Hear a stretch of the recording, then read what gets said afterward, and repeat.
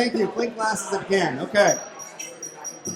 So, I learned a lot today. I had a really exciting day so far, and it's going to continue through the first part of dinner. And so, want to thank a few people who've funded and made this possible. First, the Sloan Foundation has funded the digitization program and continues to fund it, and that's wonderful. So the MBR support is coming from the Sloan Foundation, so thank you. I don't know if Danny is still here. Okay, but thank you, Danny and Sloan.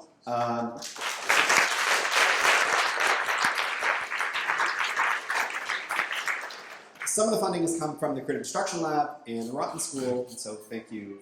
Tip this here. And then some of the funding has come from CFAR. And so, and you've heard maybe a couple of people today said CFAR affiliations, the Canadian Institute for Advanced Research. And so I'd like to, all three of our speakers tonight are CFAR fellows. And so to introduce our speakers, I'm going to have head of CFAR, who is Alan Bernstein, come up. So Alan is the president and CEO of the Canadian Institute for Advanced Research. They provided our funding, so thanks again. And prior to joining CFAR, he had an active and successful academic career. So he has been in our place in the past with an emphasis on stem cells, blood cell formation, cancer research. He's an officer of the Order of Canada. And immediately prior to CFAR, he was the executive director of the Global HIV Vaccine Enterprise in New York. So thanks, Alan, and he's going to introduce the speakers.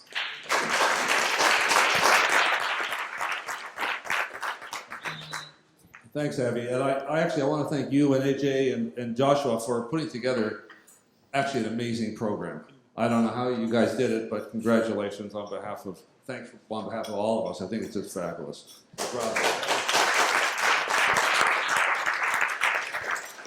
So I want to say just a couple of words about CFAR. I think the best way to explain it to this crowd is imagine a university without walls, where the faculty include people like Jeff and Jan and Joshua and Russ, and in economics, you'll be more familiar with these names, include, I don't want to leave anybody out, so I can look at my scribbles here. People like Daron Elhanan, I don't even have to say their last names, I don't think.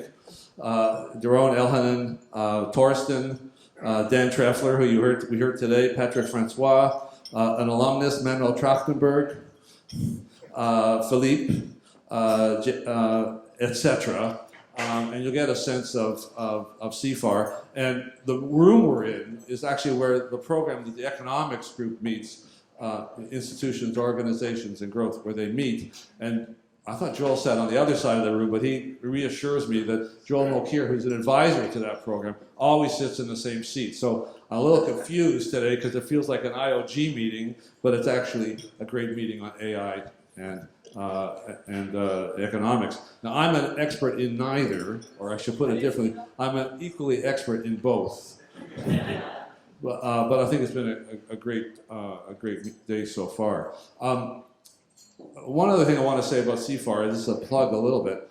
I thought today was great. We are having a series of meetings on AI and X, where X is economics, philosophical implications, its use in medical diagnostics, etc. And we are also going to be having, in November, it'll be on our website, a global call for new programs at CFAR. And you can talk to any of the people in our programs to find out more about what it's like to be in a program.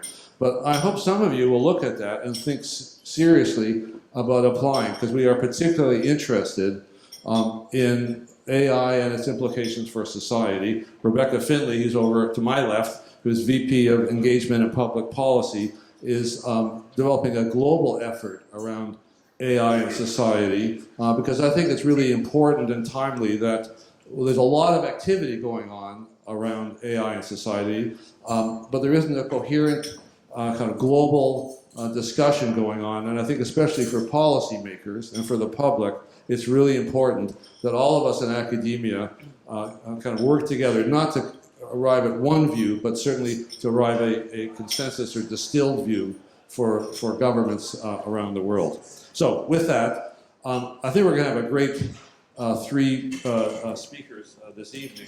So let me just tell you a little bit about each of them. And I'll start with you, Jeff. So Jeff is the guy that's standing here. Jeff is a CFAR Distinguished Fellow, one of a handful. He was founding director of our program called Neural Computation and Adaptive Perception. And I should say, it goes back to our discussion that Larry Summers raised at the panel today.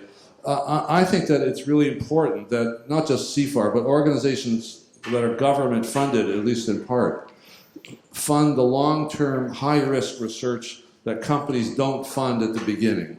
They come in later.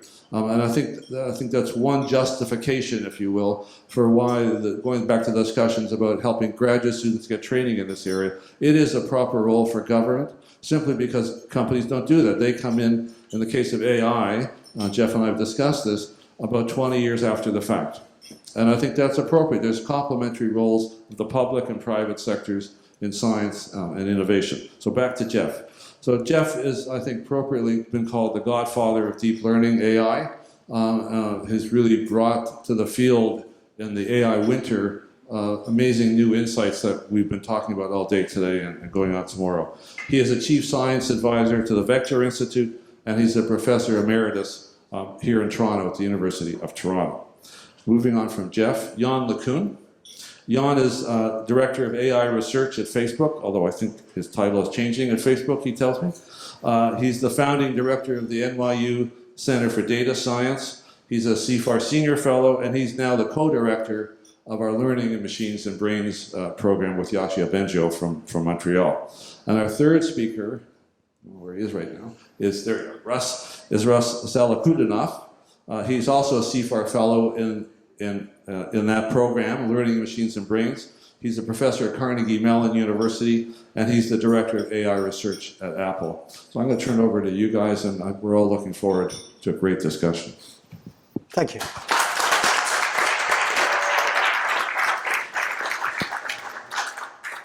So I gave a 45-minute talk to another conference this morning, and so I figure if I do every third slide, we'll be fine. It used to be if you wanted a computer to do what you wanted, you had to write a program, which meant you had to figure out how you would do it yourself and then get the computer to do what you would have done, but very fast. Now what you do is you tell a computer how to pretend to be a neural network with a learning algorithm. You do that once, so that's programming. But after you've done that, you just show it lots of examples, and it figures it out. So let me show you the kinds of things you can solve that way. Suppose your input is the RGB channels of an image, and your output is a string of words.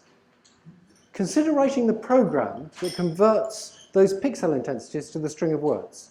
It's not trivial. People in AI tried for 50 years to do it and didn't even come close. We can now do that.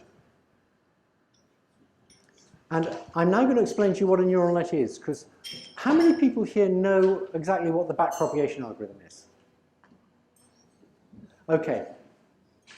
So you can go to sleep. I'm going to explain to all the other people just what this algorithm is that's responsible for all of this stuff. Okay. First, we start off with an artificial neuron, which is a gross simplification of a neuron, but is good enough so that we can put a bunch of them together and see what they can do. And our artificial neuron has some input lines. It has weights on the input lines, those green and red dots. And what it does is it just takes the activity on the input line, multiplies by the weight, adds it all up, and puts it through that nonlinear function you see on the right. We tried a different nonlinear function for 30 years, but then this one works better. That gives you an idea of the primitive state of research in this area. And that's it. That's an artificial neuron. Now we hook them together into a net. We make multiple layers. And what we'd like to do is learn all the connection strengths in that net. And these nets are powerful, so if we could do that, we could do more or less anything. So it's just a problem of what's the rule for learning those connection strengths. That's it. We've almost solved intelligence. And it's very simple how you do that. All of you can think of an algorithm. It's the first algorithm you think of, and it'll work. And it goes like this. You take a representative sample of your training data. For each of those cases, you run it forwards through the network. You see how well the network does at producing the answers you want. You have some continuous measure of that. Then you take one of the weights in the network, you change it a tiny bit, and now you do that whole batch of examples again. and you see if it got better or worse. If it got better, you keep the change. If it got worse, you don't. Okay, that's it. That's the learning algorithm. And that will work. That's a very naive idea of how evolution works. It's not entirely wrong. And evolution actually is a fact. And all I'm going to show you is basically a way to speed up that algorithm. So notice that in these nets, the net at least knows what the strengths of the connections are. So to know the effect of changing a weight, we don't actually have to measure it. We can actually compute it. So what we're going to do is we're going to run an example through the net. We're going to look at the difference between what we got and what we wanted. And then we're going to go backwards through the net, using the weights in the net, to compute, for every connection strength in the net, how a small change in that connection strength would have changed the outputs of the net. And then we are going to say, do I want to change it in that direction or the opposite direction? This is called a derivative, for those of you who like calculus. And the rule we use for going backwards is called the chain rule. So this algorithm was invented by Newton, I think. And so the backpropagation algorithm, you go forwards through the net, using the same amount of computation, you take your error and you send your error backwards through the net. And after you've done that, you know for every weight how changing it would help or hurt the output. And then you change it a bit in the direction that helps the output in proportion to how much it helps the output. That's called steepest descent.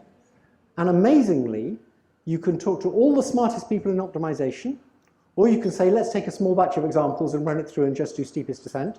And that works actually somewhat better than all the people in optimization, almost. That's what people use. It works fine with minor tweaks. Fancy optimization methods haven't helped much. And this works. So in the 1980s, people investigated a lot. But then it didn't work very well in deep nets, and it didn't work except of the kind Jan used. And it didn't work very well in recurrent nets, and so people gave up on it. Then some people in Canada, this is the origin myth. Don't believe everything you hear. Then some people in Canada made some advances and made it work better. There's some truth to it. And now all you need to remember is that if you've got a lot of labeled data, you can take one of these nets, train it on lots of labeled data, and if you've got a lot of compute power, it does amazing things. But assume New York is a Canada. Yes, yeah. You're honorary Canadians. Yes. So the first amazing thing it did was in speech recognizers, we will put in some coefficients extracted from the sound wave, run it forwards through the net, and predict in the middle of that piece of sound wave what piece of a phoneme someone's trying to say.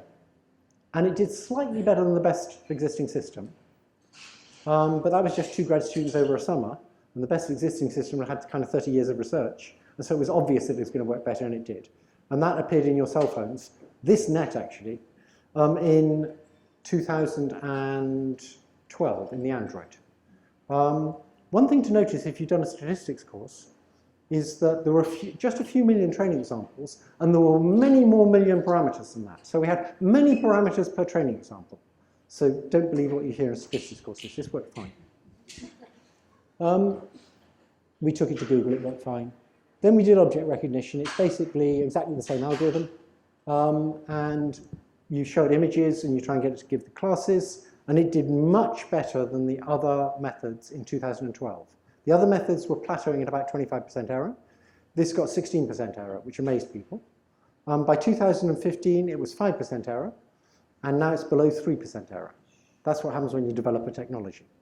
So it's better than people, at least on this data set. We were the ones who showed that it worked on this big public data set. We built heavily on Jan's research. We basically scooped Jan with his own research. And a few extra tricks. So, I'm looking at, it recognizes things like that. The one on the right is interesting. That's from a catalog. And if you look at the orange line is what it thought, and the other ones are its errors. All its errors are reasonable things. You can see it needs glasses, but you can see why it might have thought that was a frying pan. What I'm going to talk about mainly in the time I have left is recurrent neural nets. You'll have to stop me after a quarter of an hour, because you're the one with motivation. Okay, I'm going to simplify recurrent nets. A recurrent net has some input neurons, where you show a word, for example. It has some hidden neurons, which connect to themselves. So these columns are time slices. And if you look at the second time slice, you can see that that middle hidden unit is getting inputs from the previous hidden units, as well as from the input. And it also has units where it predicts outputs. So as the words come in one at a time, it accumulates information in these hidden units. And people in Montreal and people at Google thought up a way to use this kind of network for machine translation. And it sounds crazy. So here's what you do. For each language, you have an encoder network. It's one of these recurrent networks. It takes the words in that language and converts it into the state of this hidden net. It then says the final state of this net is the thought. That's the thought expressed by that string of words. Jan is wincing because I'm simplifying and this stuff's 3 years out of date, but don't worry about that. It then gives that thought to a decoder net that can decode it in whatever language that decoder net trained on. So for example, French. So the encoder RNN works like this. You give it words one at a time. It converts a word into a big bunch of features. It learns to do that. I'll show you how in a minute. And then that word vector goes to the hidden units. Later on, we have more layers of hidden units. The hidden units feed to themselves. They accumulate information from all the words. And the final state of the hidden units is a thought. Nobody's ever shown you a thought before. That pattern of activity in that vector is the thought. And we know it's the thought because you can get it from English and then you can say it in French. And if you translate right, you must have got the thought, right? It's a very naive view of translation. So the net that says it in French first takes the thought. I'm ignoring cultural differences. I'm supposing you can have the same thought in English and French. You take the thought. You then say, given this thought, what's a good first word? And it predicts a distribution. It says 40% la, 50% la, 10% char, because I only know 3 words in French, right? And so then what you can do is you can pick from that distribution. So with a probability of 40%, we pick la. And then you tell this net, hey, you were right, it was la. And so you feed la in as word 1. And it goes through the net, and it then predicts a distribution for the second word. And it says sha. And so you say, well, it says 60% sha. So you say, you pick that with probability 60%, I suppose you got lucky and picked sha. You then say, okay, you were right. What do you think the next word is? And so on. And so that's a naive way of decoding. You can decode better than that, but that'll do for this after dinner talk. The amazing thing is that whole thing works. The way you train it is you have your encoder net that doesn't know anything. It's just random weights, right? It's complete garbage, as Steve Pinker would say. You copy the thought across to the decoder net. That also is complete garbage. And you get the decoder net at each time step to give you a probability distribution over words. And let's say at the third time step, you know the correct word because someone gave you the translation. You simply say, I want to raise the probability of that word. Or if you're very mathematical, you say, I want to raise the log probability of that word. And you can trace those arrows backwards, right? Just as we went backwards through the net, you can go backwards through this net. So for every connection, you get a derivative that says how a small change in that connection strength would increase the log probability of saying the correct word as predicting the correct word as word 3. And you just accumulate that over lots of training data, change the connection strengths, accumulate over more training data again, change the connection strengths again, and you keep doing that, and hey presto, it translates better than, well, about as well as, the existing technology. And then you put a lot of work into it, and it translates considerably better than the existing technology. And now, when you go to Google and translate, it's doing something like this. There's a few little tweaks. There's attention, which was introduced by Yosh. It's actually introduced, I think, by Cho, who's now at NYU, and we wouldn't like his boss not to know it was him, and Bardano and Bengio. And they do what translators do, which is they learn, as you're decoding, to look back at the previous sentence, actually the hidden states you had in the previous sentence, and get some input from those. So try and find the relevant bit of the previous sentence to help you out. It can translate the other way, but it does better if you do that. We also don't use whole words. You take any language, you take 32,000 word fragments, don't use a linguist, just use statistics. Get 32,000 word fragments, which in English the would be a fragment, but the individual letters would be fragments, and ing and ed and things like that, and un. And that's what you feed in, word fragments. And when you translate, you feed out word fragments. This actually works, and that's how Google is doing your translation now. Okay. Now you can combine that with vision. So instead of feeding what you got from the encoder that looked at an English sentence into the network, you can take the last hidden layer of the network that does perception, and you can feed that into the network. And then you can decode the percept. So people say we don't know what neural nets experience. Well, let's get them to tell us what they experience exactly the same way as we get people to tell us what we experience. You take the neural net and you train it so it'll tell you what it experienced. And so it has an image and it tells you what it sees. We're done, right? So you show it that net and it says a group of people shopping in an outdoor market. You show it this image and it says a close-up of a child holding a stuffed animal. Now, there's a certain amount of fraud involved because it was trained on a fairly limited vocabulary, but it basically works. And I was completely amazed when I saw this. And I'm going to rush on. I'm not going to tell you about the implications for document processing or medical images, or I will tell you briefly about CFAR. How long do I have? 2 minutes, I can do it. George Dahl, who did the speech recognition stuff, entered a Kaggle competition where you get properties of molecules and you have to predict their activity. And he won the competition by using a neural net that's basically the same as the speech recognition neural net. He didn't know anything about chemistry. And so Merck was going to pay him $20,000 for winning the competition. And they said, but first you have to tell us what CFAR you used. And George said, what's CFAR? Now, CFAR, it turns out, is a field. It's called Quantitative Structure Activity Relationships. It has an annual conference. It has a journal. It has people who work in CFAR, reputable academics. And George wiped them out without knowing the name of the field. The theme here is that this algorithm is powerful enough, so if you give it plenty of data, you don't need to put in any knowledge. Ask how many linguists were needed to make the system that Google now uses for translation. I'd love to tell you it was 0. In training the system, no linguists were needed. The less, the better. But for the data, for getting good data, you still need linguists for giving you good data sets.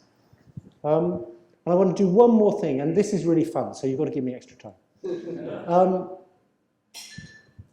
This is something I did with Ilya before the translation stuff. We're going to do a philosophical experiment.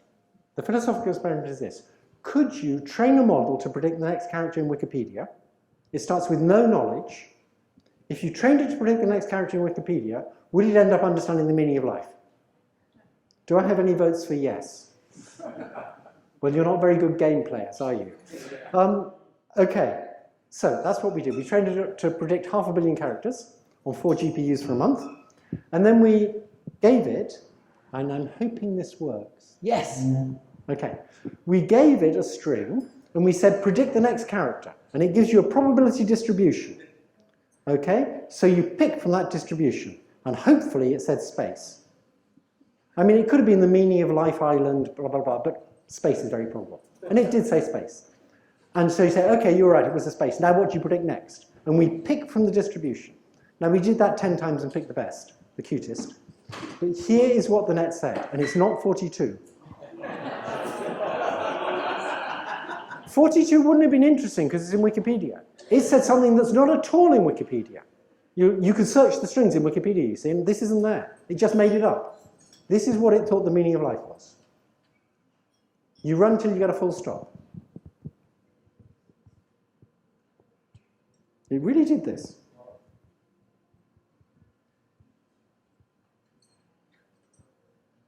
Colon, that's not a full stop.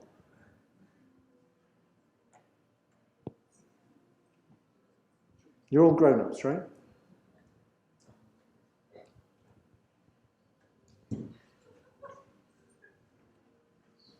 No, it hasn't quite got it. But it's well on the way, right? Okay, I'm done. All right. Thanks for your attention, and thanks for the invitation. And it's been Really great pleasure to be at that conference. It's actually pretty hard to go after Jeff with all the jokes and such, but I'll try. So I'd like to, Jeff introduced backpropagation algorithm and recurrent neural networks. I'm going to use a lot of that in this presentation as well. So what I'd like to just show fairly quickly is that, this is sort of, we live in the age of big data. And that's, I think, a lot of it is fueling the deep learning research. Particularly in the space of images, text, speech. You've just seen some examples, scientific data, relational data, and that's very important. I also wanted to emphasize the impact of deep learning. And this is something that's out there. It's real, right? This is not something that kind of works, kind of doesn't. It actually is having a quite substantial impact. Speech recognition, vision, language understanding is one big area that I'll try to highlight a few things. Drug discovery, medical image analysis is gaining some traction with deep learning. And ultimately, what I'd like to do, is to build agents that can recognize objects around us, understand speech, understand language, navigate autonomously, and display human-like intelligence. And we'll see more and more personal assistants, self-driving cars. That technology is being developed, and I truly believe that we will see that technology in not that distance of the future. This is just one example. I actually stole it from one of Jeff's slides, earlier slides. This is a speech recognition, development of speech recognition technology, all the way up to 2010. And then I think Jeff and his students really showcase the use of deep learning, and then you can see tremendous improvement in speech recognition technology. And pretty much all the major companies are using that technology. Neuroimaging, that's another very exciting area, an area of health in general. There's been some work done in University of New Mexico back in 2014, looking at fMRI scans and doing better classification. So some examples of that as well. But what I'd like to do instead is I'd like to perhaps quickly point out to some of the key challenges, where the current research is and where we're trying to make some advances. Reasoning, attention, and memory. That's one area that you see a lot of research happening. How can we build systems that can reason? Language understanding, that's another huge area. I'm going to show you some examples, particularly reasoning and language understanding. Deep reinforcement learning, I think during the day today, there were a few people mentioned reinforcement learning and deep reinforcement learning. I'm going to show you some examples of that. Also unsupervised learning. Again, people talked about unsupervised learning. This is the area that's we haven't really seen a lot of advances. It doesn't work as well as traditionally supervised learning, examples that we've seen with ImageNet. Transfer learning, one-shot learning. So let me dive into a couple of these questions. So Jeff showed some examples, but I just wanted to iterate. This work was done a couple of years ago. And if you look at what these systems can do, this is a model that takes a deep neural network, convolutional neural network, and then uses a recurrent neural network to generate these sentences. And if you look at some of them, it's actually pretty good.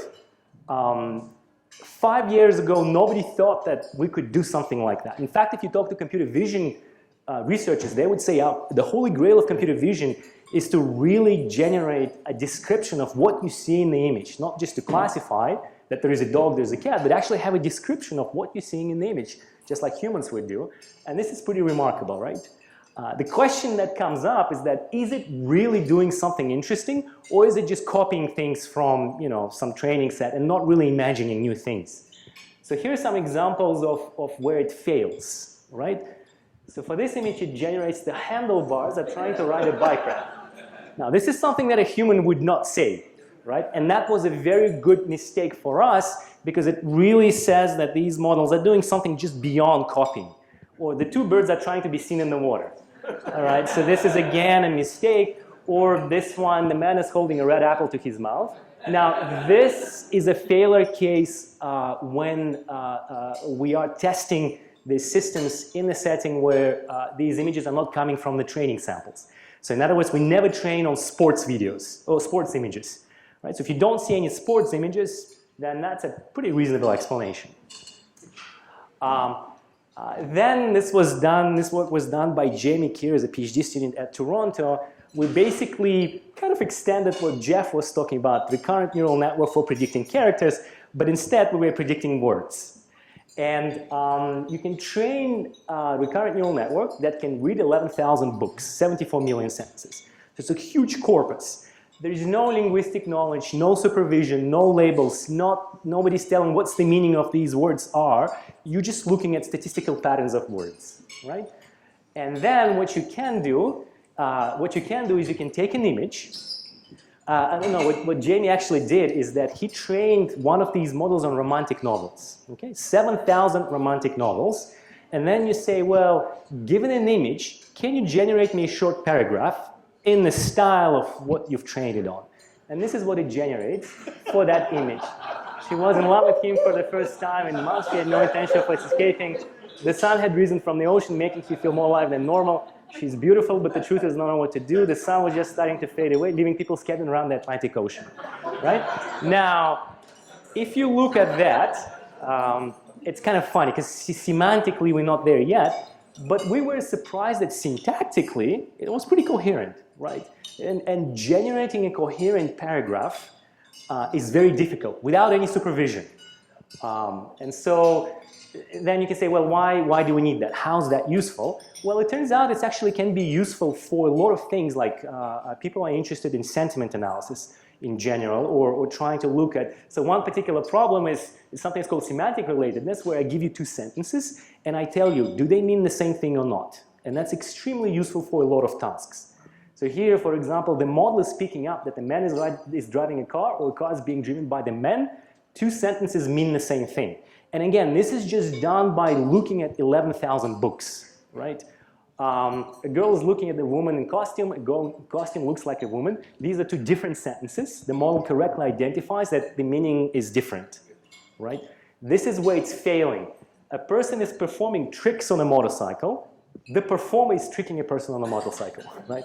So that gets a little bit more into perhaps deeper semantic understanding, which is, perhaps we're missing in these models.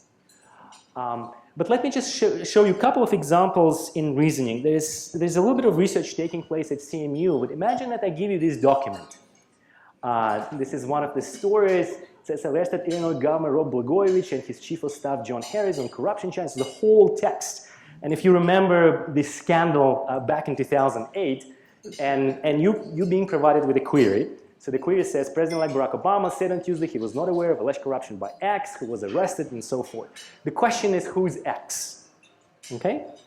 And it turns out that for this particular data set, it's not just enough to look at one particular sentence or to look at one particular piece and find out what the answer is. You actually have to look at the entire article and connect little dots to be able to answer that question. People are extremely good at that. In fact, the accuracy that people can get is like 98, 99%. So this is something that's much tougher to do. And current state-of-the-art systems are these deep multi-layer networks. But it's interesting where each layer here contains a recurrent neural network. So it's kind of an RNN built on top of another RNN, built on top of another RNN.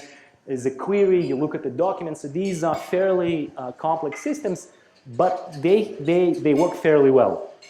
We're not on par with humans, but we're getting there. And what it actually does, if you look at attention, or if you look at what model is paying attention to, it turns out that model is picking up that alleged corruption and Senate seat are the important features for being able to answer that question, right? And again, this is something that we're not telling the system a priori. Pay attention to corruption, pay attention to the Senate seat. It basically figures out from the corpus that these are the important features, which is pretty interesting. Now, in the last 5 minutes, I'd like to show you just a couple of developments in the reinforcement learning that we've talked about today during the conference. The idea behind reinforcement learning is to map sequences of observations, what you see, to actions. And you can think of it as if you have some agent, you take an action, the world gives you back the observation, and once in a while you get rewards. The world is telling you how good that action, was that a good action, was that a bad action? typically rewards are pretty sparse. And it's been around, these systems, these models been around for quite some time. One of the recent developments that I think is really exciting is this area of trying to learn external memory. So these are new kind of generation of architectures where you're actually learning what to store and how to retrieve it from the storage, much like our computers are storing information. You can try to learn important information to store. But before that, I wanted to show you an example. Now, this example is a little bit controversial.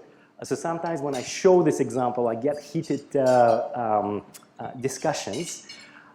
This was done by a couple of people, was published in 2017 in AAAI. And I know Jeff is in the audience, so it's particularly, anyways, let me show you what these guys did, okay? Whether it's ethical or not ethical, we can judge, but let me just show you what they've done. So here's an environment of using reinforcement learning. Now, let me just explain what you're seeing. Maybe I can just pause. Well, let me explain you what you're seeing. What you're seeing is the system. This is the input, right? You see a frame. You pass it through this deep neural net, and the deep neural net then predicts an action. An action is move left, turn right, go forward, right? And the rewards that you get here is collecting objects. You want to collect as many objects as possible. You're not telling the system how do you navigate. You don't tell it what actions to take. You're just telling the system, try to collect as many objects as possible. Oh, sorry. And what the system is, let me see if I can run it again. What the system is doing is it's just learning to navigate. So, now it goes, it gets stuck in the corner and can't get out. Because to get out of the corner, you have to execute actions left, left, left, left, left. The model just can't do it. After 30 minutes of training, it's kind of learning to move around in this environment. It's a virtual environment, it's a simulated environment, it's not the real environment. But nonetheless, it gets stuck because it doesn't see the barrel. After about a couple of hours of training, it can actually move around. So it learned to navigate in this environment pretty accurately. It's avoiding lava and things of that sort. Again, just by collecting objects. So you're giving target, collect as many objects. You're not telling it, you're not teaching it how to navigate. It just figures it out on its own. And then, you can train it on different environments. So both of these authors trained it on various environments, various textures. And then the incredible thing is that then you can put it into completely new environment, completely new map, and it will basically navigate in this environment. So the goal is to just move as fast as you can through the environment. It doesn't get stuck, right? So it moves around. And then the controversial piece is that there was a competition set up at the NIPS, I guess, a year ago, that basically said, well, can you actually learn to play this game? So we're going to put a bunch of people, a bunch of machines, and you just execute. You're just going to learn to play the deathmatch. And this is what the system does, right? After learning to play, it's actually behaving, I think the authors reported that it's learning to play way better than the average human, okay? So it can now, I think they actually took the second place in this competition. And it's sort of,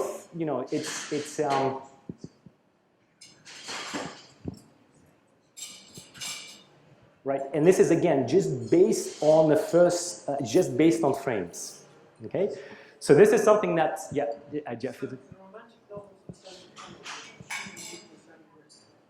Well, it wasn't done in Britain, it was done in the US. But nonetheless, I mean, this is just a game. Again, it just goes from actions, from perception to action. But at least in those simplified virtual environments, people have shown that you can, compete with human players.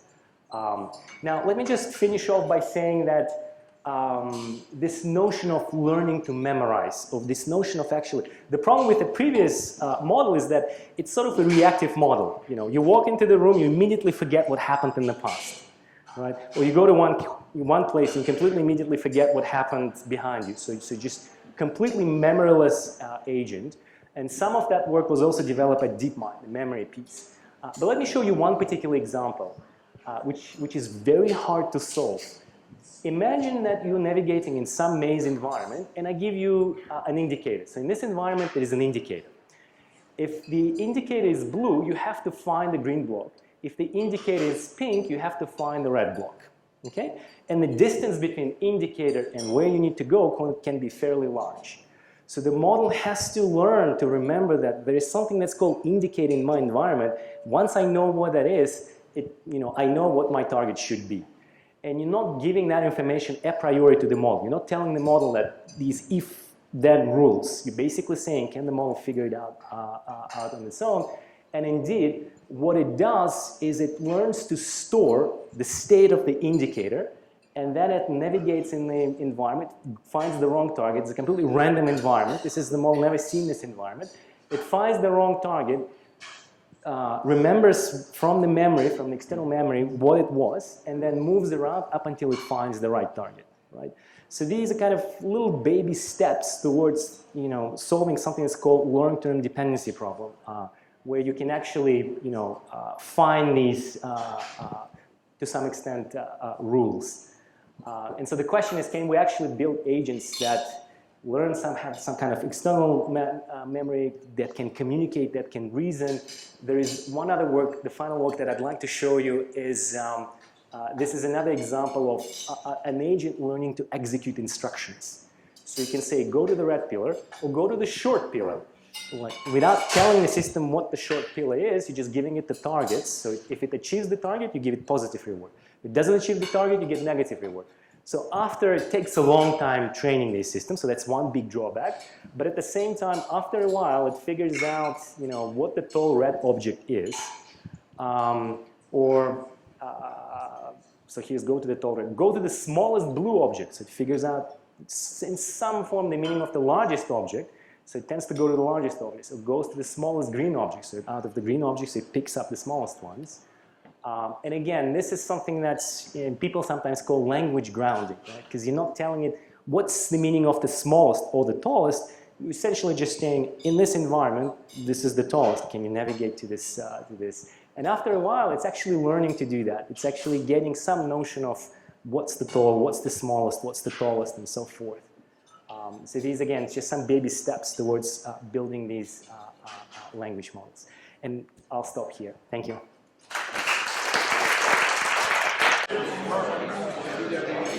All right. Okay, this is the last talk you have to endure. And I'm really glad that, first I'm very glad to be here. I'm learning a lot in this workshop, and looking forward to tomorrow. And I'm really glad that Jeff and Russ introduced the topic. That I don't have to do all that.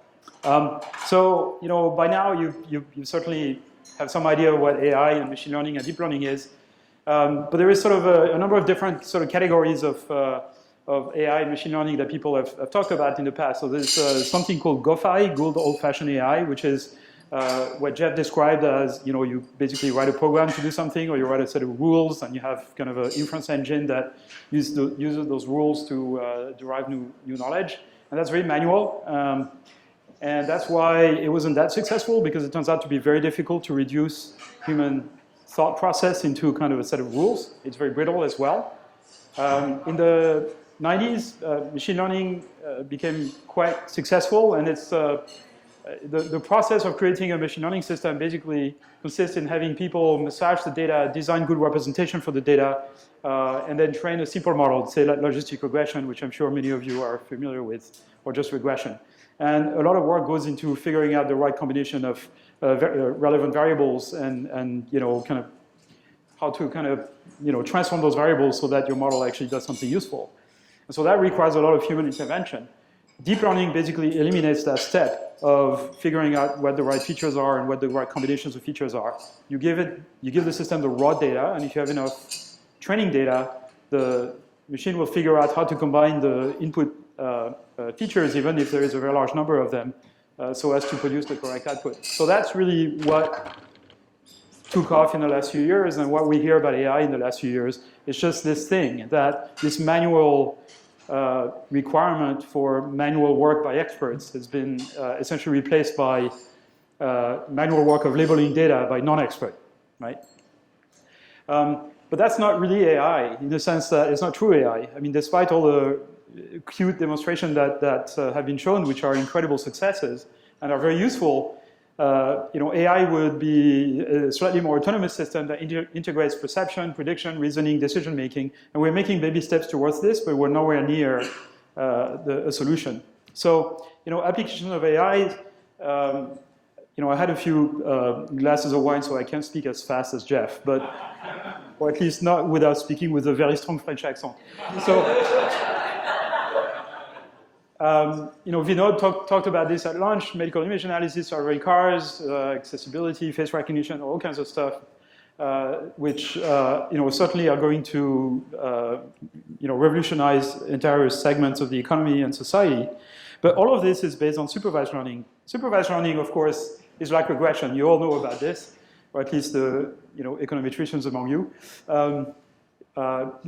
As Jeff explained, you show an input, you show the output you want, and you adjust the parameters in the system using gradient descent so as to kind of get the output error as low as possible.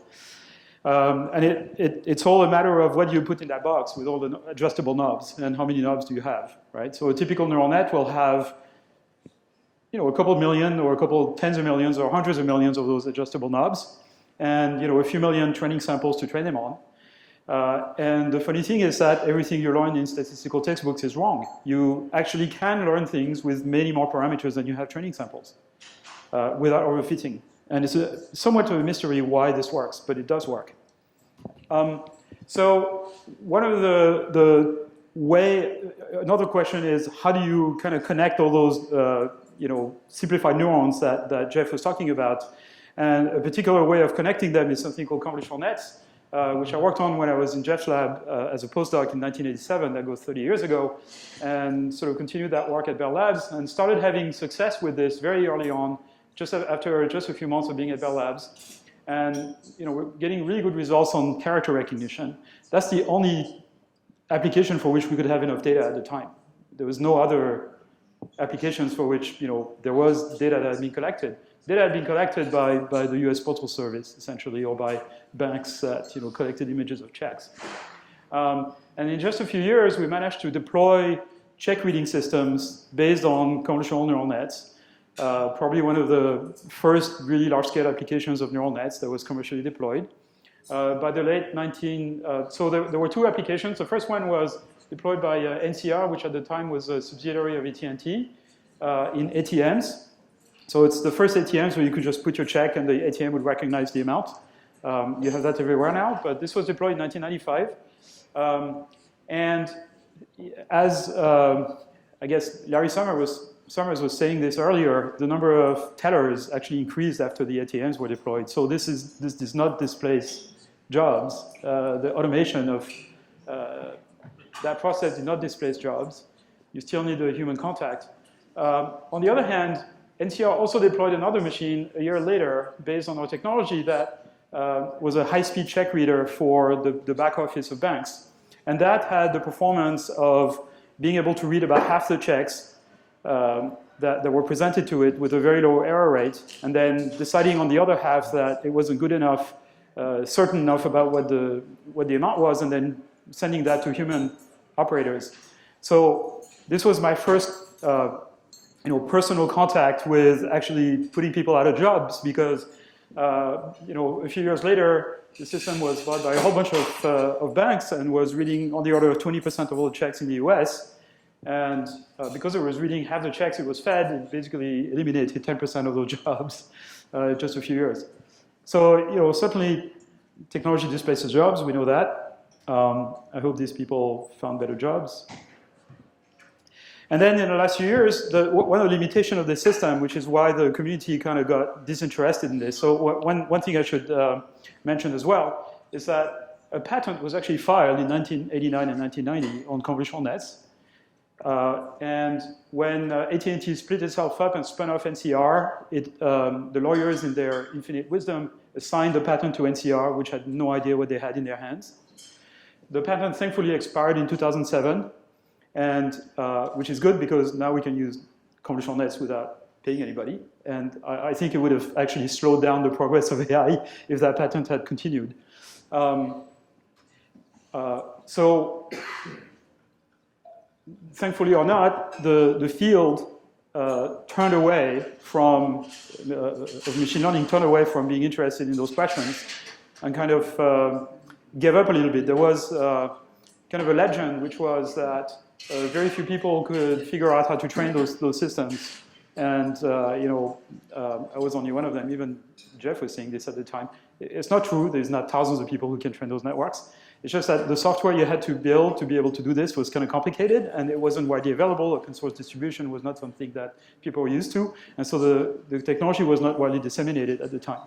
And it took another 10, 15 years. It also took the deliberate decision by Jeff, Joshua, and me with the help of CFAR to actually rekindle the interest of the community in these methods in the early 2000s. And by the early 2010 decade, Jeff had, with his students, had figured out how to run those things on GPUs, which kind of sped up the execution of them by a large factor, and there were a few more tricks that were invented, which made it possible to train very, very large networks on large data sets like ImageNet. And it's not like nothing had been happening in the meantime. We developed things to drive robots around with this technique and do all kinds of applications that nobody cared about. There was quite a few papers published between let's say 2003 and 2013 where the community started paying attention that basically nobody cared about.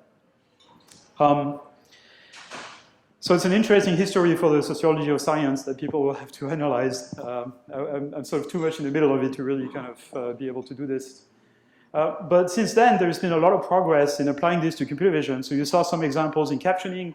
There's recent proposals from people at Facebook and other places on how you can use computer vision systems to not only just recognize objects or describe images, but even outline the contour of every object in an image, even if they overlap a lot and if there are sort of multiple instances of the same object, like all the sheets here are being kind of identified separately and all the elements in the table, etc. So this is a kind of task that computer vision people, again, repeating something that Russ was saying earlier, if you ask computer vision people just a few years ago, 5 years ago perhaps, how long is it going to take for us to be able to do this? They would have said, like, we have no idea. It might take 10 years, 15 years. It took, much less than that. Now, I was really interested by the series of talks earlier today about not the effect of AI in society, but the effect of machine learning and AI on economics. I actually dabbled in this a little bit. I worked with economists at NYU, Andrew Kaplan and John Leahy, on uninteresting problems for economists, like predicting real estate prices, house prices. I'm told this is kind of like very low in the sort of hierarchy of things that people are interested in economics, but it had some relevance in the late 2000s because of events that we all know about. And we studied several models, and I'm telling you this because of a story I want to tell. So you can use very simple things like predict that the price of a house is basically the same as the price as the house next door. You can do linear regression. Doesn't work very well, so you can predict the price of a house within 10%. About 40% of the time, 48% of the time. You can do locally weighted non-parametric regression. We have some sort of continuous surface of house prices, etc. It works a little better. You can train a neural net that you just give it the characteristics of the house, give you the price, and that works okay. But what works best is when you combine this and that. So you say the price of a house is the product of the intrinsic price of the house regardless of where it is, and then the kind of local desirability of the location. And you, of course, don't know the desirability of the location, but you infer it as a latent variable.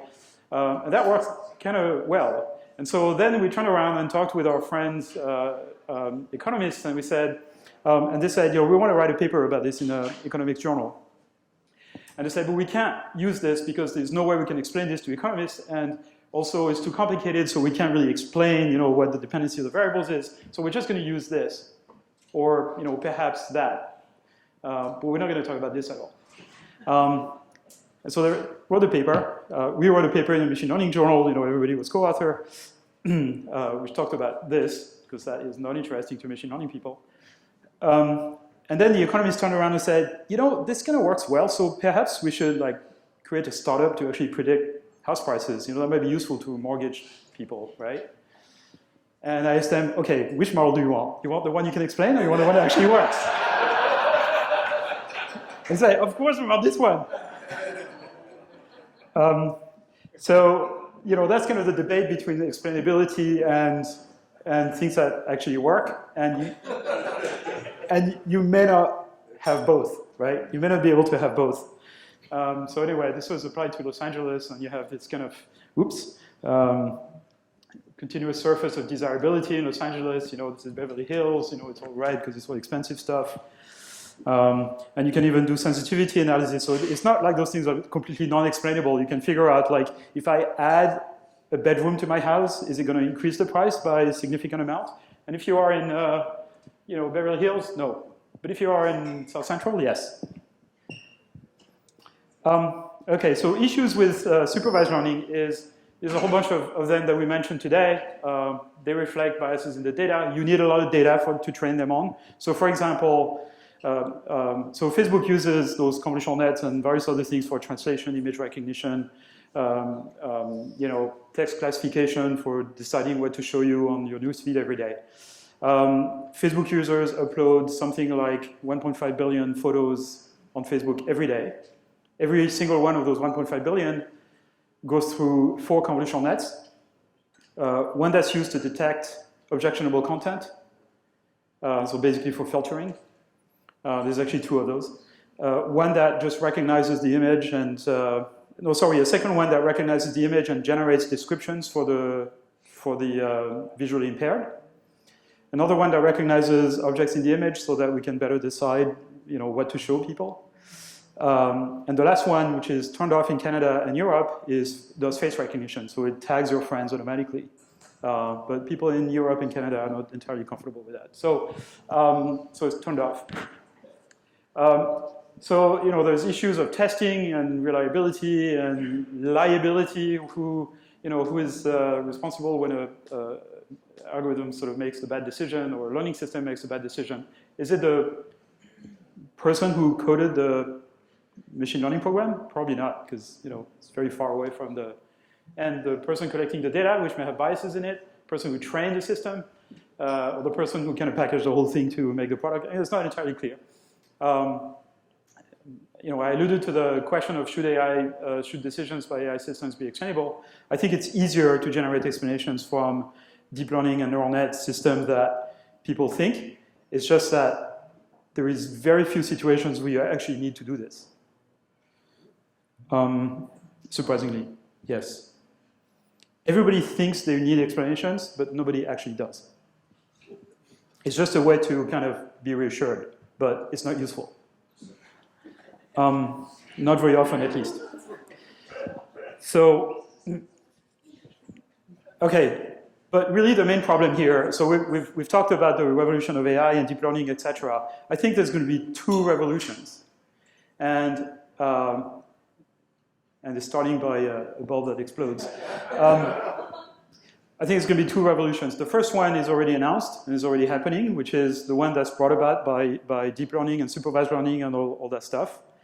The second one, we don't know how long it's going to take before it happens in the research side of things, and how long it's going to take to kind of disseminate in the wider society. And it's one where the technology will be developed to make machines really intelligent. We don't have that technology today. We're not going to have it for a while, and I'm going to tell you a bit why.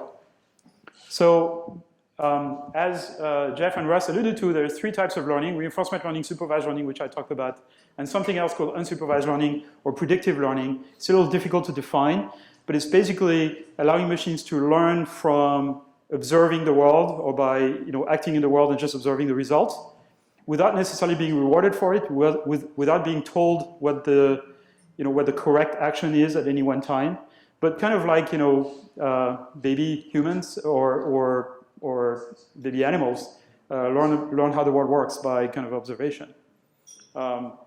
Human babies learn a lot by observation without acting, because they can't act very well. I mean, very much. That kind of comes later.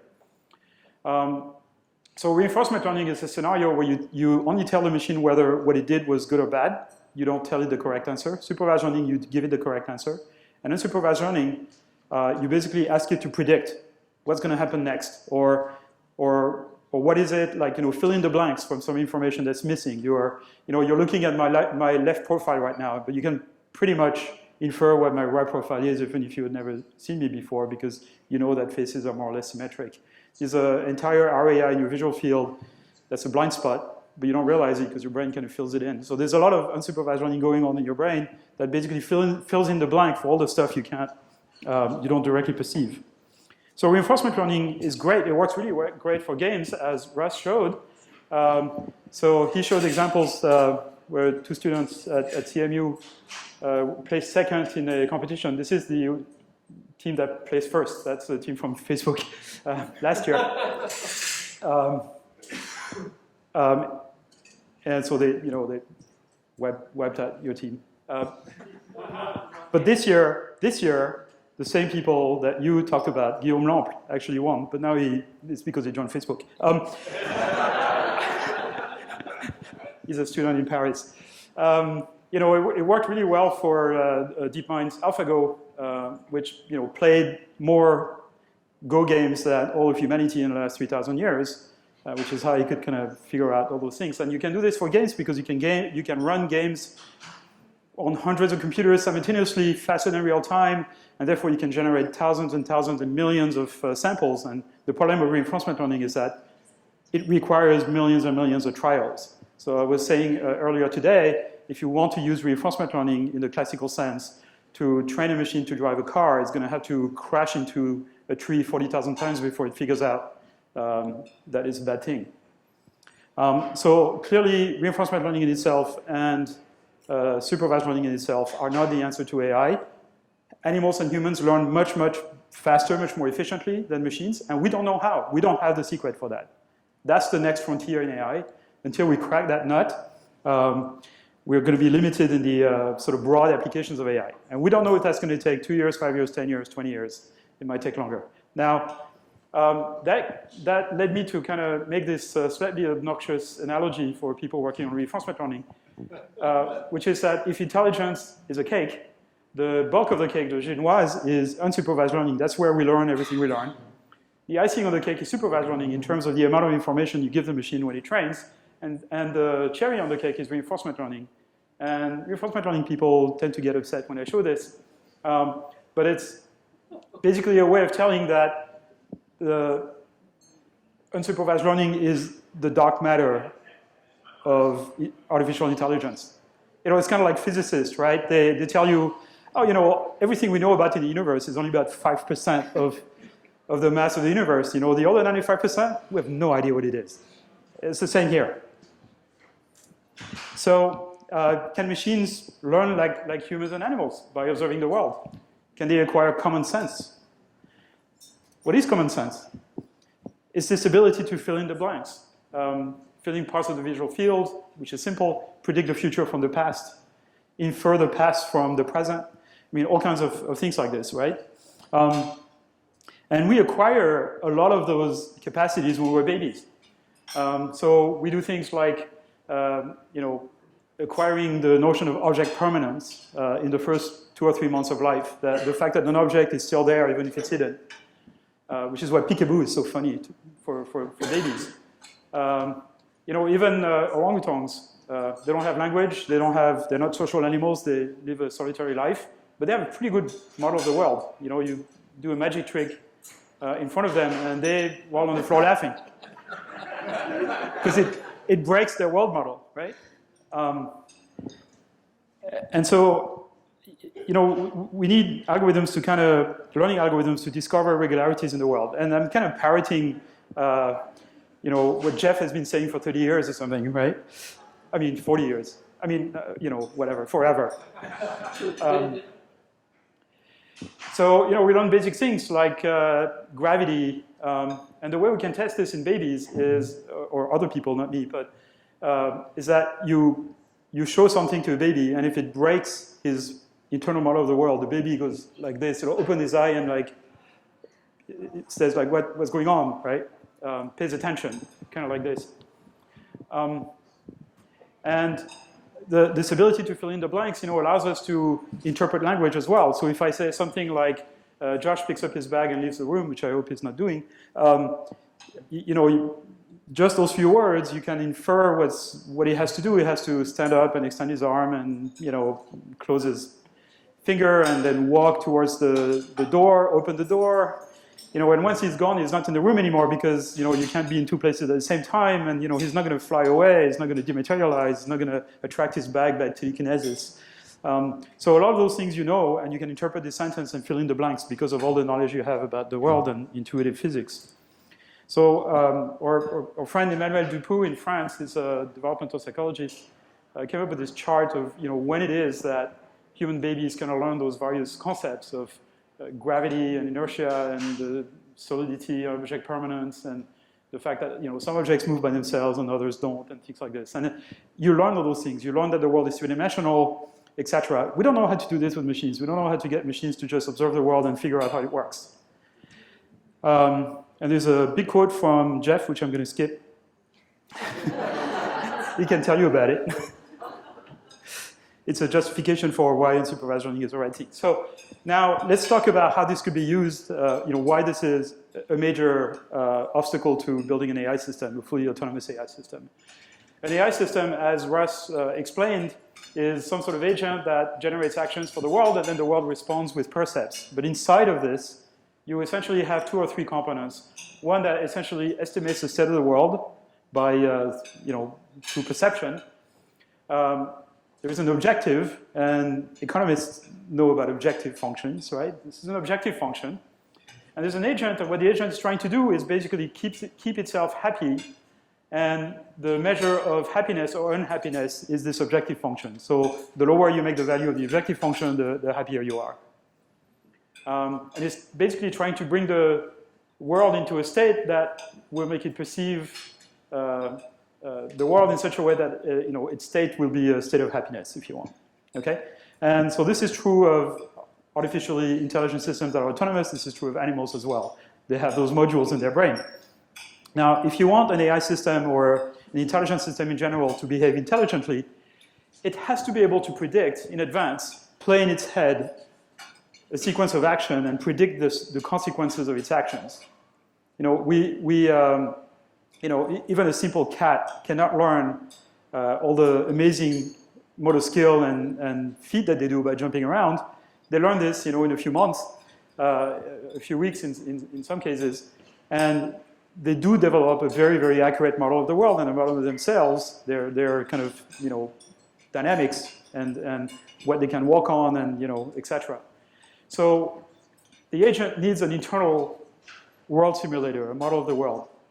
And if there is a statement I would make, it's that the essence of intelligence is the ability to predict. And then the other components are things like the ability to predict the long-term value of the cost, so of the objective. You don't want to just optimize the short-term objective. You want to predict what the long-term effect is going to be of a sequence of action. And this is a module that learns to predict the long-term value of the objective. And then the actor kind of generates action proposals that, given the predictions of the world simulator, optimizes the objective. So if you want to be stupid, you can be stupid in 2 or 3 different ways. First, you can have a very inaccurate world simulator, a very inaccurate world model. You can have a crooked objective function. Maybe you're narcissistic or something like that.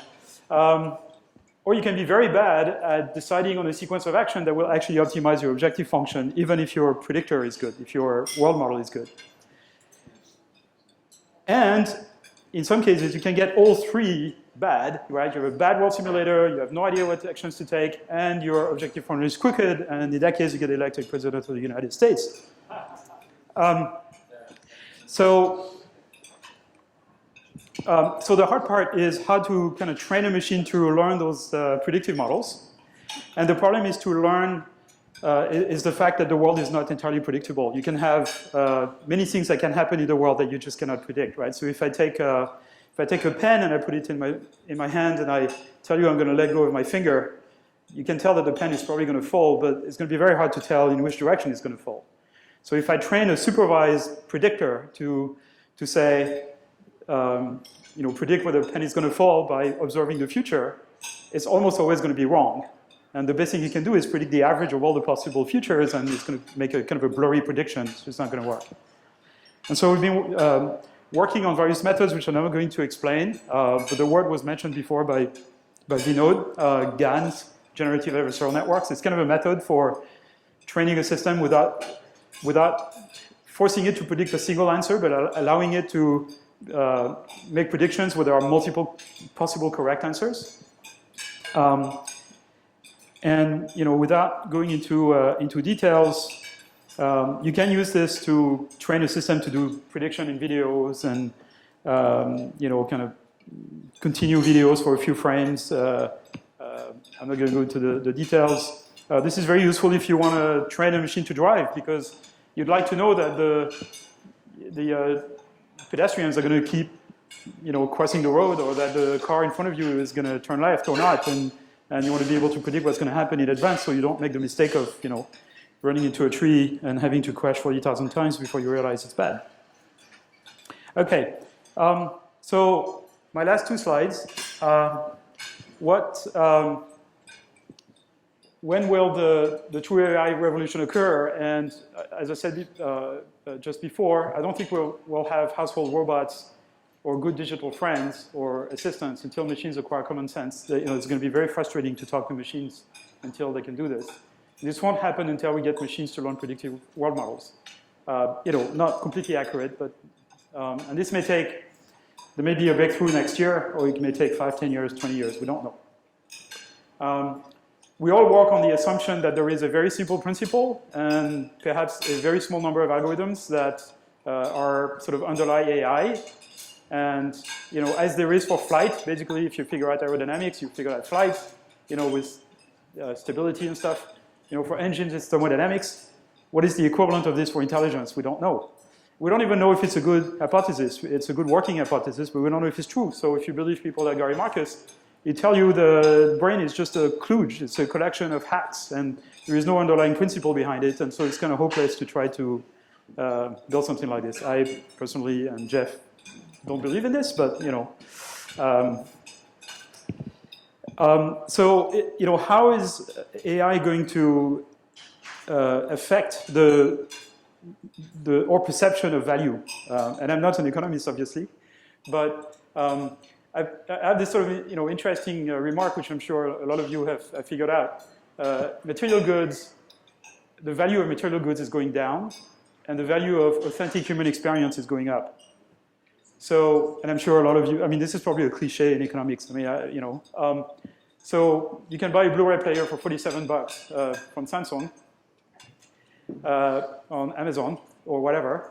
But if you want an authentic handmade ceramic bowl, 10,000-year-old technology, it's going to cost you $700. Similarly, you want to listen to Mozart Zauberflöte, and you can download the recording for $7. If you want a ticket at the Met to listen to it, the most expensive ticket, admittedly, is $800. You can get them for like $200 or so, but it's way more expensive because it's an authentic experience. There is kind of real stuff happening, right? So I think the future is bright for artists, artisans, jazz musicians. I'm a big fan of jazz, so that's really kind of a direct communication with artists. It's going to give more value to authentic human experience. Thanks. Propagation. The first thing I said, Jim, was Rosenblatt proved that can't work. No deterministic algorithm will possibly do that. And the proof depended on having all the weights starting at 0, and no deterministic algorithm could break symmetry. And so Rommelhart, being quite smart, said, yeah, but if we start with random weights, we don't have to worry about that. And that solved it. That's all you have to do. Now, when we do simple demonstrations, I typically put in full connectivity. And in the speech stuff, we initially use full connectivity. That's just to keep the MATLAB program simple. It turns out you can use random connectivity, or you can be a bit more principled about it and say, actually, for something like vision, there's lots of information that's local in the image. So let's use local connectivity, and let's make the receptive fields get bigger as you go up. And that's what Jan did. Jan was, I think, the first person to use local connectivity and backpropagation and share the weights between filters. So convolutional nets say that if I've developed a feature detector here, I want the same feature detector over there because I believe the knowledge should be translation invariant. So it doesn't matter what you do, it'll work with backprop. So today at lunch, Vinod gave a fascinating talk laying out some of the successes of some of his companies have had in different areas and sketched out a vision where machine learning systems exceeded human capabilities in lots of different domains and leading to a lot of disruption in the labor market. He expressed the opinion, I hope I'm quoting you correctly, that it would be unlikely for education to be able to keep ahead of this, which was disappointing and shocking to, I think, almost all the economists in this room, because that's usually the top of our list of recommendations is, let's invest more in education to stay ahead of this. What's your view on that race between education and technology and our likelihood of being able to keep ahead of it with education? I don't want to say that education is losing, because the technology is driven by people who went through the educational system. So, there wouldn't be technological progress unless you had these people. I mean, there are different types of technological progress, right? Starting at the bottom, there is a good product design with essentially existing technology, and identifying a good market where you can sell stuff, and then putting together the sort of more or less existing technology in such a way you can build it cheaply. A good example is the iPhone, right? There were smartphones and touch phones before. It's just the iPhone was just better put together and better designed. Well, let me just qualify that. I think Vino was especially talking about the people at the bottom 50% of the income distribution who aren't at Apple defining the iPhone. Oh, okay. Right. I mean, what I was going to talk about was the fact that there is also innovation by engineers who have very highly varied degrees of education. Some of them are college dropouts, some of them are PhDs, the whole range. And then there is the scientific innovation, which usually gets forgotten a little bit because it happens 5, 10, or 20 years earlier, which is done by people who generally have done PhDs and things like that, who have done the science. But that is the foundation of all this, right? Now, in terms of are people going to be left behind in the technological revolution? I have this sort of folk economics kind of picture, which everybody in the audience here can tell me is completely wrong. And this is kind of the picture where there's the set of skills that are useful at a particular time for the economy, the desired skills that people should have.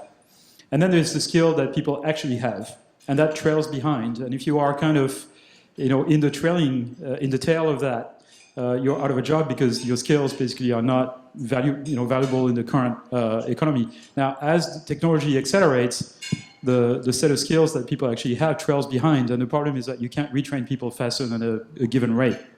And so, as technology progresses faster and faster, there's more and more people trail behind. I mean, I'm just kind of basically expressing what some people call technological unemployment, which is sort of a side effect of this. But so, are we going to be able to make all those 50% of people kind of useful for the economy, or come up with UBI? I mean, I'm not. I mean, that's a question for you. It's from me to you. Yeah. A while ago, there was a lot of talk and even hype about the brain study, brain research, kind of feeding into your area of research and kind of speeding up progress, perhaps towards the real AI that you were talking about. But none of you mentioned brain research in your presentations, and not throughout the day. We haven't heard of that. So what has happened? I mean, is there a close relation? Is there mutual kind of impact of these two lines of research, or they are going separate ways? There's a lot of interest in the relationship between backpropagation and the brain. In the early days of backpropagation in the 80s, people said, there's no way the brain could do it. It's just ridiculous. Francis Crick in particular said it just wasn't on. But now that it works so well, people have got much more interested in how the brain might be able to do backpropagation. So evolution can figure out how to turn the same cells into teeth or eyeballs. If it can do that, why can't it figure out how to do the chain rule? I mean, it's crazy. If there was so much selective pressure for implementing the chain rule, surely it would do it. And I used to believe very strongly that the brain must be doing it somehow. Recently, I've come to believe that actually the brain is not doing backpropagation. And I now believe that pretty soon we won't be doing backpropagation either, because there's a better algorithm out there that the brain's using. And I'll tell you about it in December. But it's probably an algorithm to estimate gradients in some ways. So there's something that we didn't talk about here, which is that things like convolutional nets are actually very much inspired by biology. Neural nets in the first place are somewhat inspired by biology, but the only reason we believe this stuff might work, because the brain works. Because the brain works. It's crazy to investigate this otherwise. Right, but there is something that we must pay attention to, which is that you don't want to be blinded by the biology. So if you talk to a bird biologist and asking about how birds fly, they'll go hours on end on how feathers are so important and how complicated they are, and how you have to get every single detail of a feather right if you want to build a flying machine, which obviously is not true. And the underlying principle of flight is aerodynamics and lift and drag and stability and stuff like that, right? Which you can understand through engineering approaches or theoretical approaches, but not by copying biology. So there are people in the field, some of them in Europe, that who got lots of money, who believe that somehow by studying all the details of how the brain works and building a simulation, an accurate simulation of how the brain works, somehow we figure out how to build intelligent machines. And I don't want to speak for my colleagues here, but I think it's completely nuts. I think it's completely nuts too. Now, let me ask a question here. Does anyone here know who Clément Ader is? Clément Ader? You have no idea? Clement Ader? Okay. Like who is French here? There's some French people. You don't know who Clément Ader is? Yeah, vaguely, right? Okay, Clément Ader is a guy who built a steam-powered airplane in the 19th century. In 1893, he actually managed to have it take off on its own power. This is 13 years before the Wright brothers, 10 years before the Wright brothers. And he was a little secretive, so the thing sort of didn't get a huge amount of publicity, but some. But the thing is that he copied bats. So his airplane was shaped as a bat. He hadn't built models, he hadn't built kites and gliders like the Wright brothers. He just built an airplane. He was a steam engine designer and just expected it to fly because it was shaped like a bat. And you don't know about him. He's forgotten, at least outside of France. He's not completely forgotten in France because he actually called his airplane avion, and that's actually the word used in French, Spanish, and Portuguese for an airplane. So he had a heritage, but his engineering heritage was zero, and because he got hypnotized by biology without actually understanding the underlying principles. And so that's a mistake we are not making, but other people are making. Can I just say a couple of things for younger generation when it comes down to neuroscience and machine learning? I have two experiences. When I was on the job market, some of the work that we do in deep learning is indeed inspired by neuroscience, just like Jan mentioned.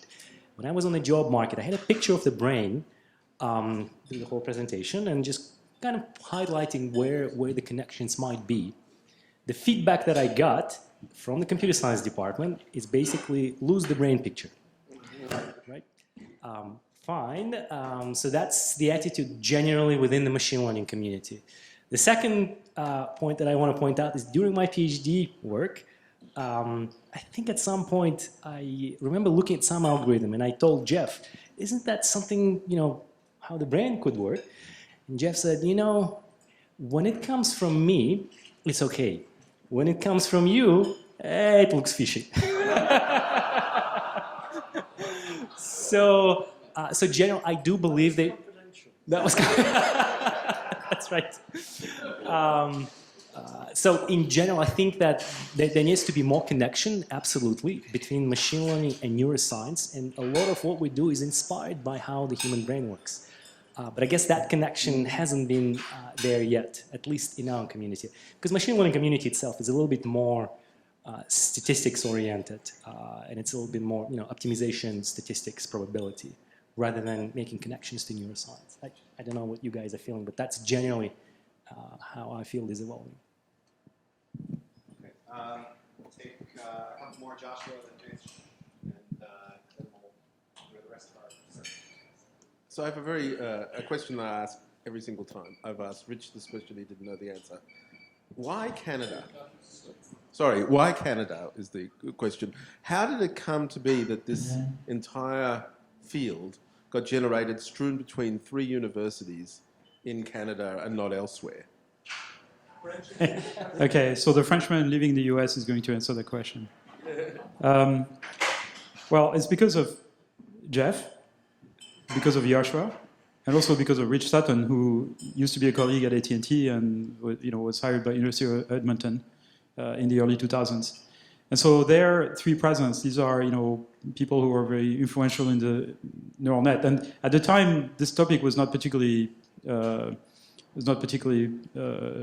popular. So what happened in 2003, and Jeff might have a different interpretation of the story, but around 2002, 2003, I started, I left industry and joined academia. I became a professor at NYU. And Jeff had come back to Canada he was in England for a bit. And we kind of deliberately got together and said, we should, really try to make this work. We know it's a good idea in the long run. We know it's going to work eventually. Let's get together and decide what is the best path for getting those neural nets to work on real problems, and maybe derive new algorithms, etc. And fortunately, CFAR had the foresight of essentially, starting this program that Jeff managed to convince CFAR to start this program, I guess, on neural computation adaptive perception. And that had an enormous catalytic effect because this topic was very unpopular. We had a hard time publishing papers, and so this was very bad for our students. We couldn't convince them to work on this. We had to let them, work on other things that were more popular for them to get jobs. But that created a community. We had kind of a safe space, if you want. I hate this term, but we could, we had 2 or 3, 4 meetings a year. We had summer schools, and we started basically building a community around this idea that ended up being big enough so that when we would submit a paper to a conference, it would be reviewed by other people from the same community. And this is how communities start. This is a natural process. And around 2006, with the effect of a paper that Russ and Jeff published in, was that Science or Nature? Science, huh? And a couple other things a couple other papers that kind of had some importance. People started paying attention. So in 2007, we proposed to hold a workshop at NIPS, the big machine learning conference, on deep learning. And it was already the case that the community was kind of growing. And our workshop was denied. People told us, no, you can't have a workshop on this. This is, they didn't tell us why, but basically they thought it was a stupid topic. And so we went to CFAR and we told CFAR, would you fund a pirate workshop aside from NIPS? We could just bus people and, We completely screwed them up. They had Thursday afternoon to get from the conference to the ski resort. And we figured on Thursday afternoon we could have our pirate workshop, and we could get CFAR to pay for buses to leave at the end of the pirate workshop and make them free. And so what happened is people had bought tickets on buses to go in the afternoon, and then they figured, they could save $30 if they came to our workshop and went on the free CFAR bus, and completely screwed everything up. And we had by far the biggest attendance of any workshop for the workshop that was denied. It was a salon de refusé, I think.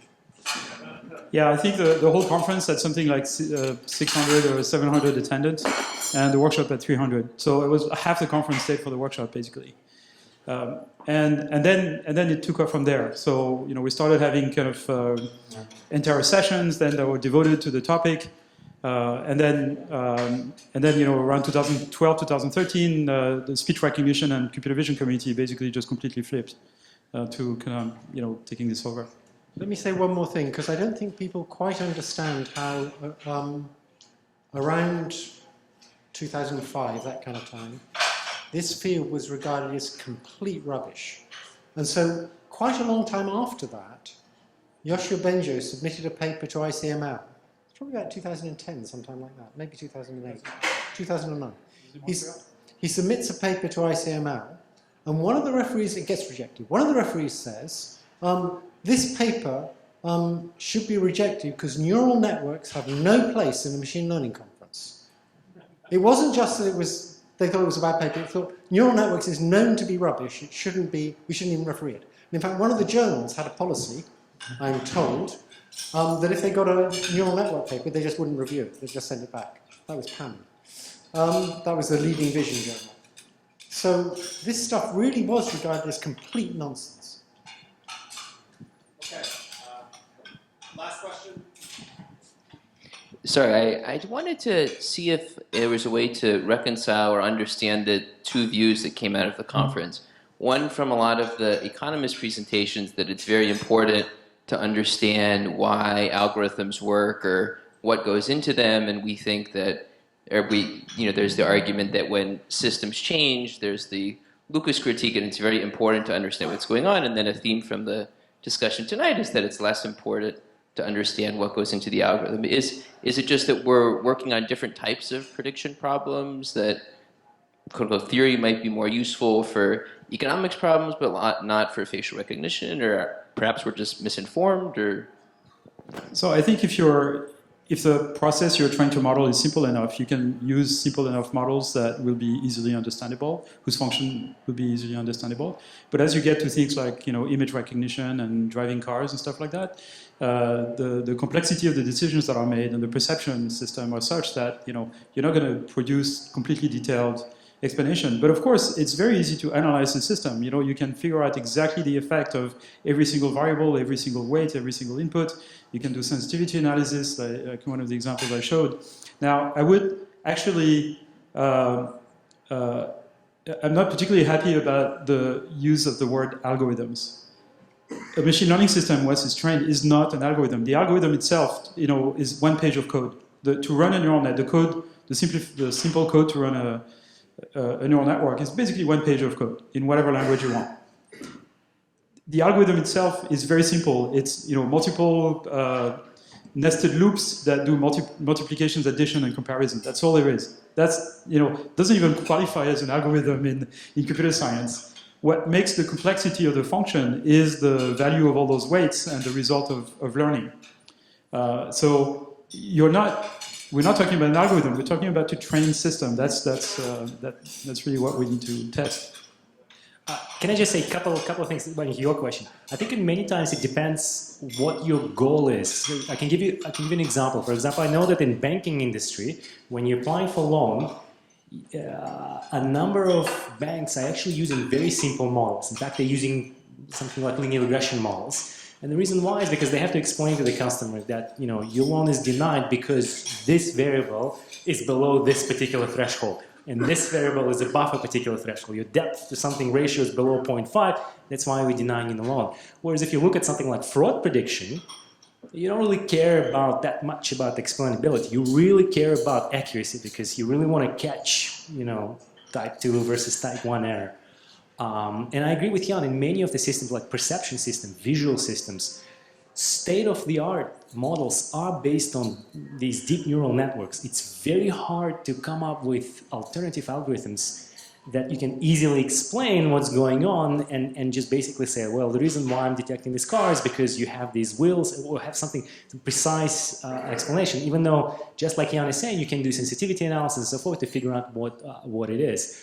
But nonetheless, in many cases, it's just there is no other alternative. That's why a lot of big companies are spending, designing new chips, designing new hardware, as well as designing, large-scale training of these complex systems. It's because there is nothing better that exists out there. Okay, thank you very much to all of you. We really appreciate it. We learned a lot.